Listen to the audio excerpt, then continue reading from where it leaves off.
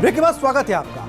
भारत का युवा कार्यबल तेजी से बदल रहा है और इस बदलाव का सबसे बड़ा केंद्र है गिग इकोनॉमी। पारंपरिक नौकरियों की जगह अब छोटे छोटे काम, ऑन डिमांड सेवाएं और डिजिटल प्लेटफॉर्म आधारित रोजगार युवाओं को अपनी ओर खींच रहे हैं। यही वजह है कि आने वाला दशक गिग वर्कर्स के नाम लिखा जा रहा है। भविष्य के कार्य पर दृष्टिकोण और सिफारिशें नीति आयोग की रिपोर्ट बताती है कि 2020-21 में भारत में गिग वर्कर्स की संख्या 7.7 मिलियन यानी कि 77 लाख थी।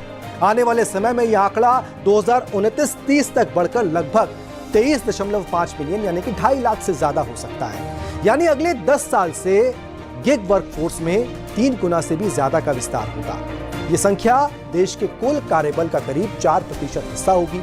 युवा पीढ़ी स्थायी नौकरियों से ज्यादा पढ़ाई के साथ कमाई, पार्ट टाइम विकल्प और अपनी शर्तों पर काम करने का अवसर चाहती है। हालांकि गिग इकोनॉमी युवाओं को नए मौके देती है, लेकिन इसके साथ कई चुनौतियां भी जुड़ी हुई हैं। बीमा, पेंशन, चिकित्सा सुविधा या भुगतान छुट्टियां जैसी सुविधाएं ज्यादातर गिग वर्कर्स को नहीं मिलती। ये काम अनुभव और सीख तो देते हैं, लेकिन स्थायी करियर की अनिश्चितता लगातार बनी रहती है। नीति आयोग की ये रिपोर्ट संकेत देती है कि यदि ये वर्कफोर्स इतनी तेजी से बढ़ रही है तो सरकार और कंपनियों को भी नीतिगत पहल करनी होगी। तेलंगाना जैसे राज्यों ने गिग वर्कर्स के लिए सोशल सिक्योरिटी और वेलफेयर बिल लाने की दिशा में कदम उठाए हैं।